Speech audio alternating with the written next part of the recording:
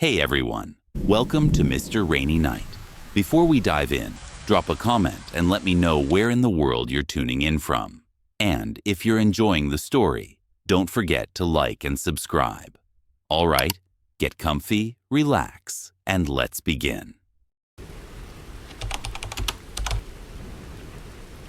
In the fall of 2019, a 37-year-old truck driver named Jason Marlowe was assigned a long overnight route, hauling handcrafted wooden furniture from San Diego to El Centro, California. The route spanned across vast stretches of open desert, barren, dry, and unlit. Jason, a seasoned long-haul driver with more than a decade on the road, was used to the silence and stillness of these nocturnal drives. But on that particular night, something felt off. At approximately 11:45 p.m., Jason reported to dispatch that he was making steady progress, about an hour out from his midway stop. He had no intention of sleeping yet. The road was clear, the air cool, and traffic non-existent. His only companion was the sound of his diesel engine and the occasional static of the CB radio. Then, in the distance ahead, Jason noticed flashing hazard lights. Slowing down, he spotted an older model Chevy Impala, parked just off the road in a patch of dirt. The car appeared abandoned. No one inside, no movement, no footprints around the vehicle that he could see. Jason pulled his rig to the shoulder, retrieved his tactical flashlight from the compartment beneath the passenger seat, and approached the car, intending to offer help. He knocked on the windows. No response. He circled the vehicle. Nothing. That's when he noticed something behind the car, a small, run-down gas station, half sunken in the desert darkness. Jason hadn't seen it on the map, nor did he recall passing it on any previous route. But there it was, faded signage, a cracked concrete forecourt, two ancient pumps, and behind it, a single squat building. Feeling a growing sense of unease, Jason crossed the dirt lot and approached the building. The front door was jammed open, hanging off its hinges. Jason shined his flashlight into the building. Inside was a disused convenience store, shelves rusted and empty, floorboards warped by time and heat. It looked like it had been abandoned for years. He stepped in and called out, just in case. His voice echoed faintly. Then, from somewhere deep inside the store came the sound of shuffling movement, like someone dragging a shoe across concrete. Jason froze. "I'm here to help," he said, projecting his voice calmly. "Is someone hurt?" No reply, just silence, and then a low whisper from beyond the shelves. "You shouldn't be here." Jason's breath caught in his throat. He wasn't sure if he'd imagined it. It was a deep, raspy voice, low and close. It wasn't a threat exactly, but it wasn't a plea either. It was a warning. Then, from a far corner of the building, he heard heavy breathing, unmistakably human, labored, shaky. Jason backed away, beam shaking in his hand. He turned toward the door. That's when he heard it. A scream. A woman's scream. Muffled but sharp, high-pitched and terrified. It came from the back of the building behind the shelves. Jason ran. He bolted out of the store, stumbling back into the open desert air. His boots crunched against gravel as he sprinted to his truck, fumbling for his phone. He called 911. While relaying his location to dispatch, explaining the abandoned car, the gas station, the scream, he glanced toward the roadside. The Chevy Impala was gone. The car that had been parked just moments ago was no longer there. No tire marks, no dust kicked up, just empty space.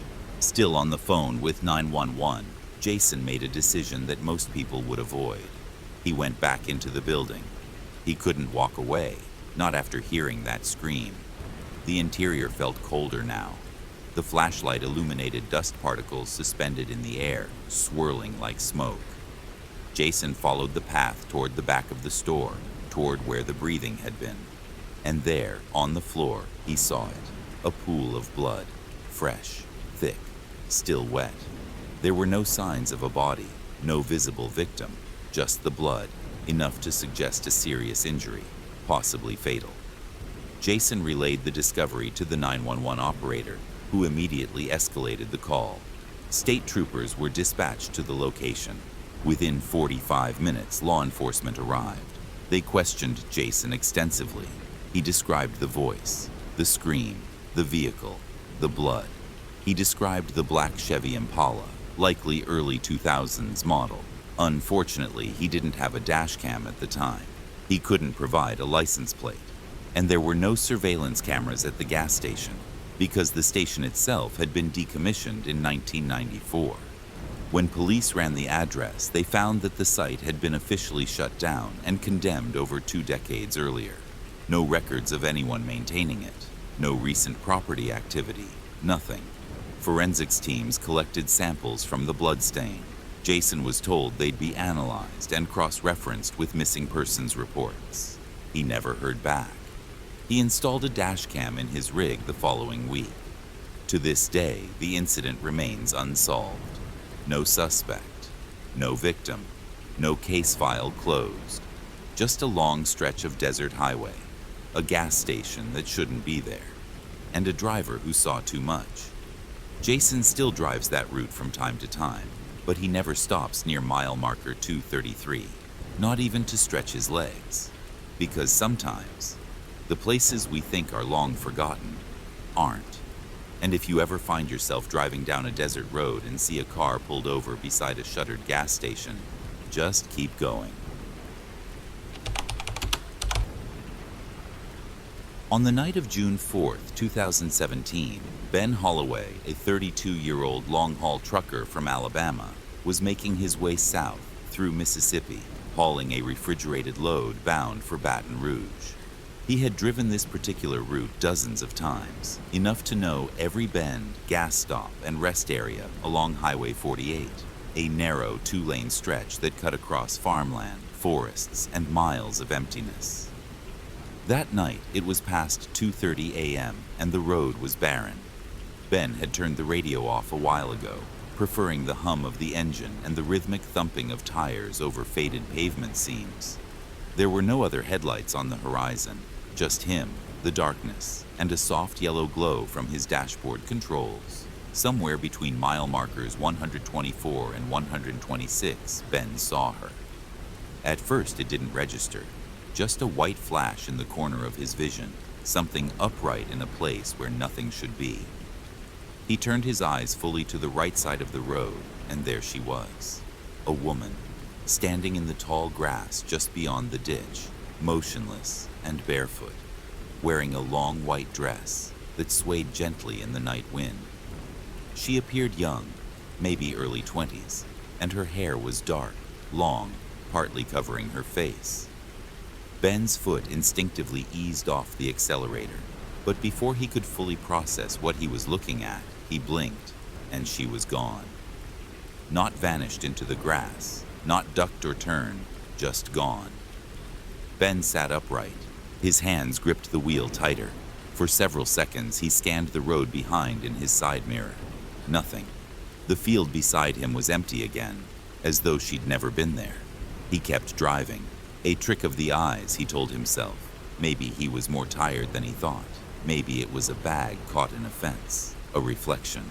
But deep down, he knew what he saw. Nearly 10 minutes passed.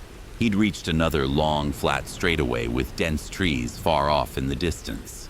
The road remained lifeless. No signs, no gas stations, not even animals crossing. That's when he saw her again.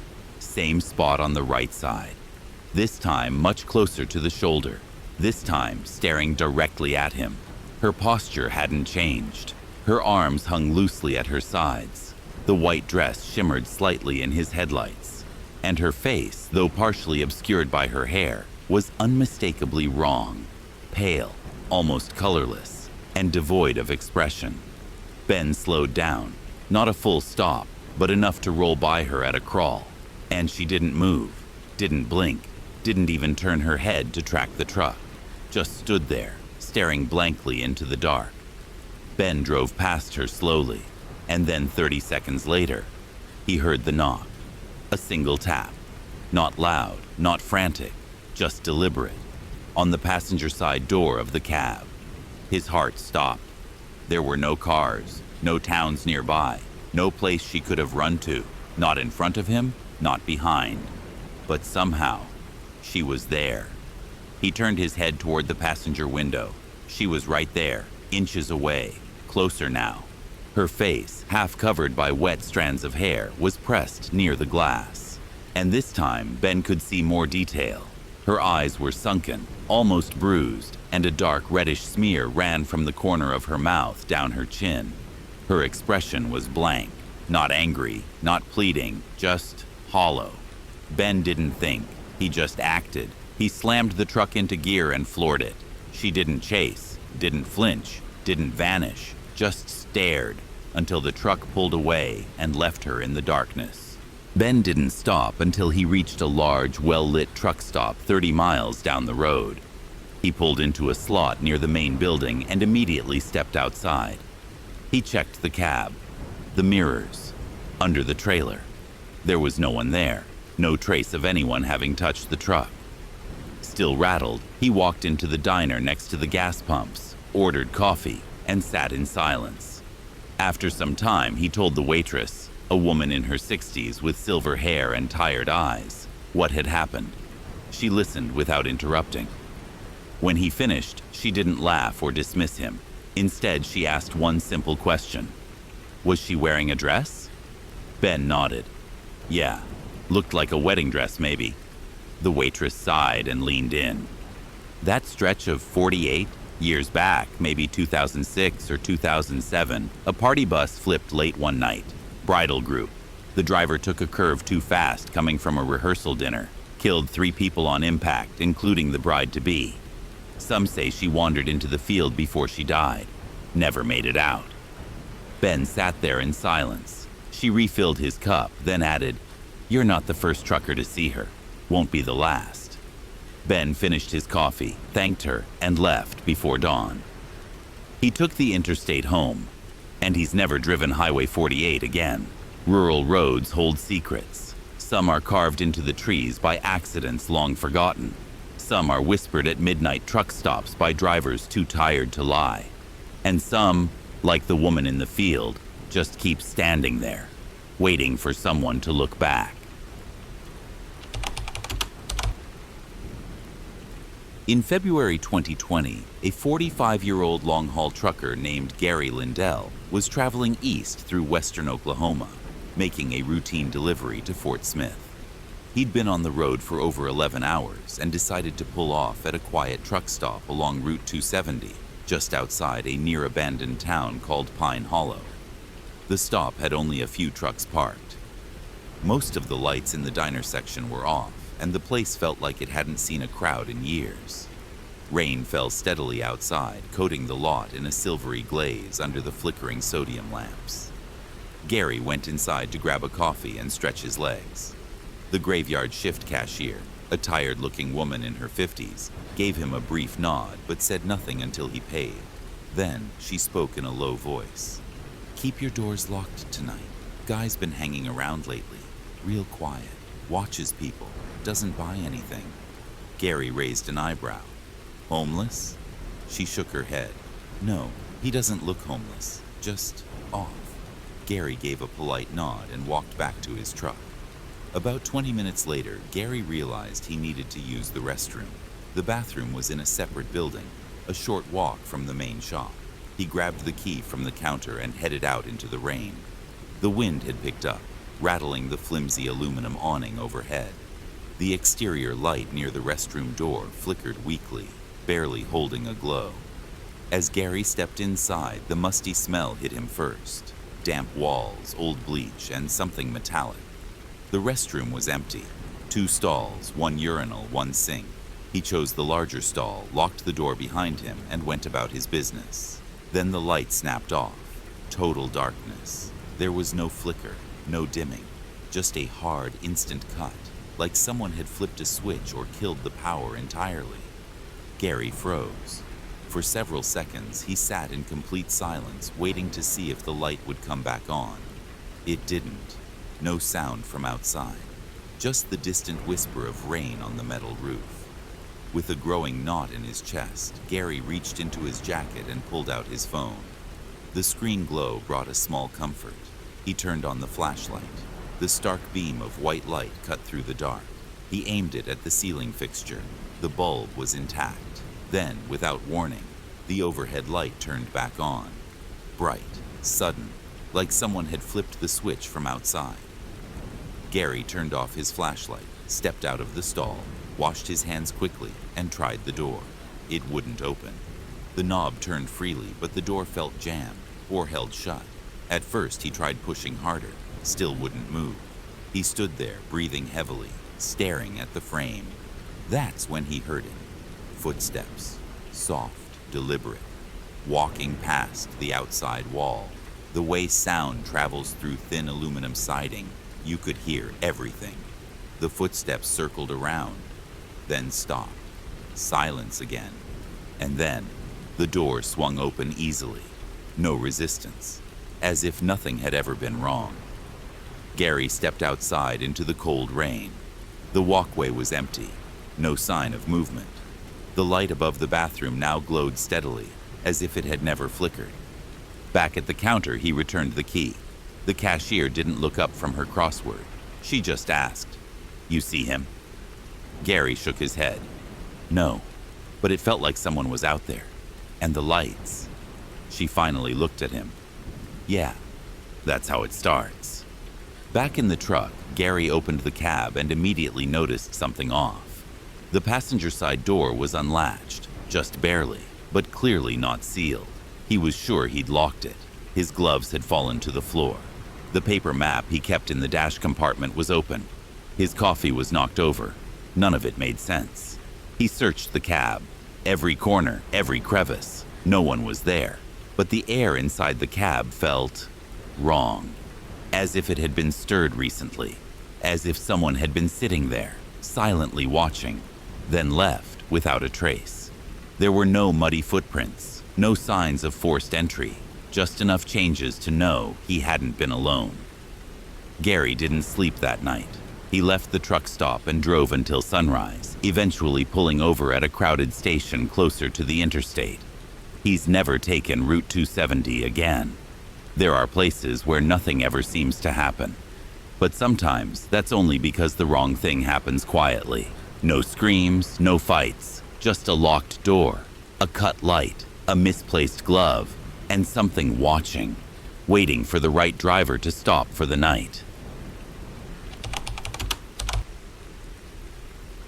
In the late autumn of 2017, truck driver Ray Morales, 41, was on a night haul through eastern Arizona, driving solo along a winding section of State Route 61 near the edges of the Apache Sitgreaves National Forest. The road stretched out like a black ribbon through the hills, empty and quiet. No towns, no roadside diners, just stretches of pine trees and low brush, illuminated only by his headlights and the occasional moonlight that slipped through the clouds. Ray had been driving for nearly 10 hours. He was exhausted, but determined to reach a fuel station in Concho before calling it a night. The hum of the tires and low rumble of the engine blended into the rhythm of the road. That's when something shifted. Up ahead, standing just off the shoulder, was a figure. Female, slim build, long black hair falling past her shoulders. She wore a gray hoodie and dark jeans, clothes that seemed modern, not tattered like someone who'd been out here long. She raised her arm slowly, thumb out, classic hitchhiker pose. Ray instinctively eased off the gas. He wasn't the type to pick up strangers, especially not at night. But something in her posture didn't scream danger. She was motionless, her head slightly bowed, hair partially covering her face. Still, something didn't sit right. Ray's headlights lit her fully now. She didn't move. No reaction to the bright beams, no squint, no step back. Just stillness. Then he saw it. Something glinting in the darkness behind her, off to the side of the road. At first, he thought it was an animal. A flash of light reflecting off a deer's eyes. But no, this was too high off the ground. And then he saw another one, crouched low in the brush. And another. 4 men, dressed in dark clothes. One held what looked like a metal pipe. Another had something long and blunt, maybe a crowbar. They weren't hiding well. They weren't meant to. They were waiting. Ray's heart dropped. The girl was the bait. This was a trap. He slammed his foot down. The engine roared.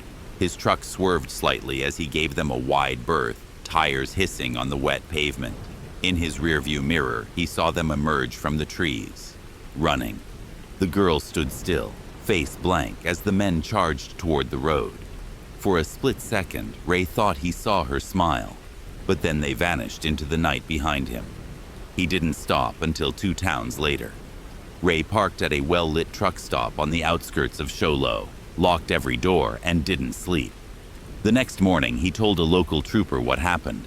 The man listened silently, then said, "We've had reports like that before. Same stretch of road, different bait, same kind of ambush. But when we check it out, nothing. No prints, no trash, just clean trees."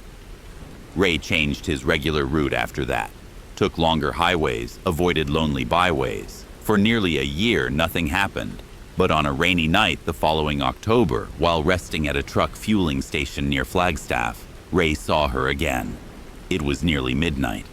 He was sipping coffee behind the wheel, engine off, watching the rain sheet across his windshield.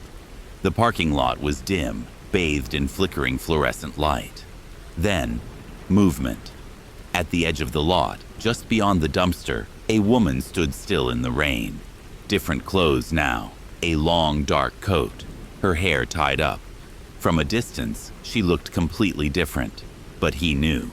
It was the same posture, the same tilt of her head, that same frozen stillness. She wasn't waving, she wasn't moving, she was just watching. Ray didn't hesitate. He threw his coffee out the window, cranked the engine, and peeled out of the lot with tires screaming against the wet pavement. His heart pounded like a war drum. He didn't look back, not even once. Some predators don't hunt with teeth. They stand in the rain. They smile when they shouldn't. And they wait, again and again, because eventually someone will stop.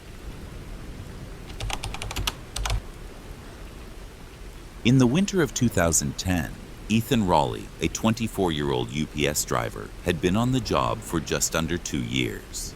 Based out of Garland County, Arkansas, he worked a rural route that snaked through pockets of poverty, trailer homes, and wooded dead-end roads most residents wouldn't travel after dark. Ethan knew the area well. He'd made hundreds of deliveries through back roads and poorly lit drives surrounded by pine forest and overgrown brush. On Thursday, December 16th, the temperature had dropped below freezing by early evening. Ethan was nearing the end of his shift. His last few deliveries took him to an isolated stretch on the outskirts of Hot Springs Village, where a cluster of old trailer homes sat beyond a rusted cattle gate and a gravel road that didn't appear on standard GPS maps. According to the manifest, the package required a signature, which meant he couldn't just leave it on the doorstep and move on. That annoyed him. It was late, already dark, and the house in question sat completely alone, surrounded on all sides by forest. As Ethan pulled his truck up to the mailbox, the only visible house on the road emerged from the dark. A faded white trailer, patched with tin, a tarp-covered window, and what looked like animal bones hanging on string from the porch awning. There were no lights on. Still, he grabbed the box, one of the heaviest of the day, and approached the door. No doorbell. He knocked, and then knocked again. After a moment, a curtain twitched. Footsteps shuffled behind the door. Then, slowly, the door opened. A woman stood there, around 60, pale, unkempt, with gray hair tied back and trembling hands. She wore a flannel nightgown under a stained jacket. She didn't speak at first, just stared. When Ethan held up the scanner and asked for a signature, she hesitated, then mumbled, "It's heavy. I can't lift it. Could you please help me carry it out back, into the storage shed?" Ethan wasn't supposed to enter homes or attached structures, but it wasn't unheard of. And this woman didn't seem threatening, just frail, maybe a little mentally off. He agreed. The woman led him through the trailer to a back door, then down 2 concrete steps into the backyard. At the edge of the lot, surrounded by brush and a rusting clothesline, sat a small wooden shed about 10 feet by 12. The door hung crookedly from one hinge. The structure looked like it might collapse in the next storm. "There," she said, pointing, "just inside to the left." As Ethan stepped forward, he paused. "Is there a light?" She shook her head. "No electricity back there." He flicked on the flashlight from his phone and stepped inside. The air inside the shed was thick and still, like nothing had moved in years. Dust floated in the beam of light. The smell was dry, musty, with a faint hint of animal fur. On the left was a large wooden armoire, scratched and mold-speckled, with one door missing and the other barely hanging on. As Ethan turned to slide the package to the side of the shed, the light from his phone caught something behind the armoire. A figure, a man, standing upright, nearly motionless, the edge of a shoulder, a partial face, barely visible, but unmistakably human. He wasn't crouched or hiding. He was simply waiting. Ethan froze. The man didn't speak, didn't move, just watched. Without saying a word, Ethan turned, walked out of the shed and back toward the trailer. The woman stood at the back door, staring down at him with an unreadable expression. "All done," he said curtly. "Have a good night." As he reached the front steps of the trailer, her voice called after him. "You forgot something." He didn't turn around.